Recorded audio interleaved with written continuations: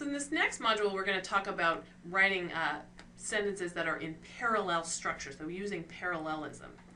And I'll give you an example here to start. I use this example from Strunk and White. Again, I'm going to refer to them a lot today.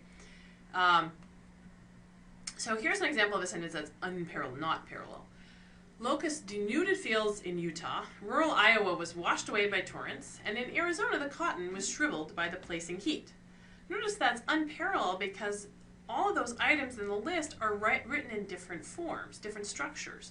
So we get locust denuded, that's subject verb, and then we get rural Iowa was washed away by torrents, that's in the passive voice, and then in Arizona, which is a preposition. So you can see that we end up, these all don't match. So we want, when we're doing a list like this, we want those things to match. So to make this match, you want to put them probably all in subject verb form. So you could write in parallel form, locust denuded fields in Utah, torrents washed away rural Iowa, and blazing heat shriveled Arizona's cotton. So we get subject verb, locust denuded, subject verb, torrents washed away, and subject verb, blazing heat shriveled. So that's now in parallel form. Here's an example of, basically when you want to write in parallel form, you have to make a choice of what those structure of those items in the list are going to be, and you got to make a choice and stick to it. So here's an example of a sentence that's nicely in parallel structure. I pulled this from a recent article I was reading on the Mars rover Curiosity. So it says, NASA's intrepid Mars rover Curiosity has been through a lot in the past year. It flew 354 million miles, blasted through the Mars atmosphere, deployed a supersonic parachute, unfurled a giant sky crane, and touched down gently on the surface of Mars. So notice that in that second sentence, it's got a list of things, but they're all parallel. They all follow the same structure. We've got subject, verb, subject, verb, subject, verb. It flew, it blasted, it deployed, it unfurled, it touched down gently. And I like this example, I want to point out to you the really nice verbs that are in this sentence. It flew, it blasted, it deployed, it unfurled, it touched down gently. Right, so those are really nice verbs, nicely done in parallel form. So pairs of ideas, lists of things, and pairs of ideas that are joined by and, or but need to be written in parallel form. So here's an example. The velocity decreased by 50%, but the pressure decreased by only 10%. So we've got subject verb, subject verb. So those have to be written in the same form. Subject verb, but subject verb. Like structure like that.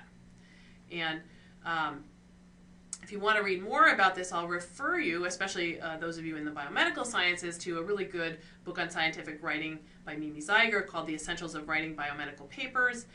She gives some examples like this of pairs of ideas joined by and, or but that need to be in parallel form.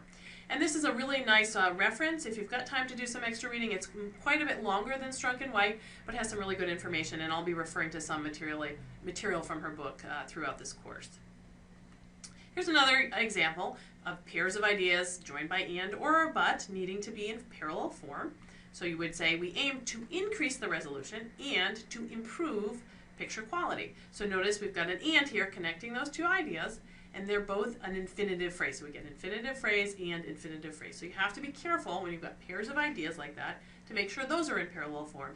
And of course, when you're writing lists, you want to make sure that those lists of ideas, or numbered lists of ideas even, should be written, those need to be in parallel form as well.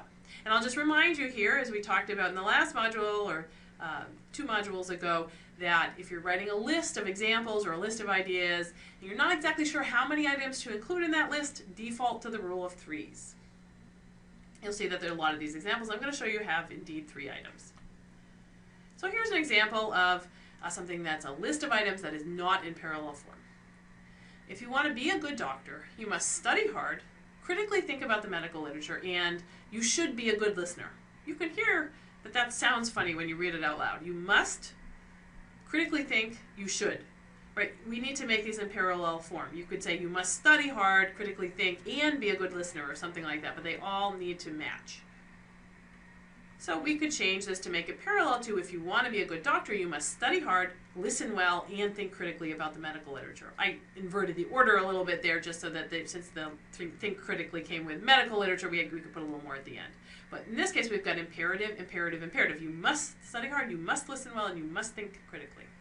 So those are parallel. The other way to restructure this one so that it's parallel would be to turn all of those items in the list to nouns. I don't think this is quite as good, but you could say, and this would be parallel, if you want to be a good doctor, you must be a good student, a good listener, and a critical thinker about the medical literature. So that would work too, because then they'd all be nouns. Of course, I always prefer verbs. Here's another example of something that's not parallel in a list of items. Now, this is a list of items that's numbered, but even when you've got numbered items, those have to be parallel as well.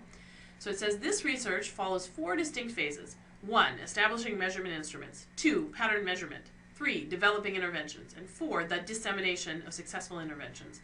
So notice we've got 2 that match and 2 others that match. We've got an establishing and a developing, those match, and a measurement and a dissemination, those match. So we want to make them all match. So probably the way to do that would be to turn them all into gerunds, that are INGs, words. So you would say, this research follows 4 distinct phases. 1, establishing measurement instruments. 2, measuring patterns. 3, developing interventions. And 4, disseminating successful interventions. So pay attention to this, especially when you're writing lists. This is something students often get wrong. You get kind of buried in the list and you lose your place. So you have to be really careful and go back and make sure everything is parallel. So I'm going to just do one practice example here. If you'd like to test yourself, you might pause the video at this point and see if you can get this one into a parallel structure. If you have less time, I'll just lead you through it and there'll be some more practice examples later. So this one reads, Bates describes 5 principles for the success of decision support systems in clinical settings: speed, real-time delivery, integration into workflow, simplicity, and to avoid data entry. You can kind of hear the non-parallel structure there when you read that one out loud. That to avoid data entry is a sudden shift. You're going from nouns, speed, delivery, integration, simplicity, to suddenly an infinitive phrase, to avoid. So this one's actually fairly simple to fix. You just have to turn everything into nouns.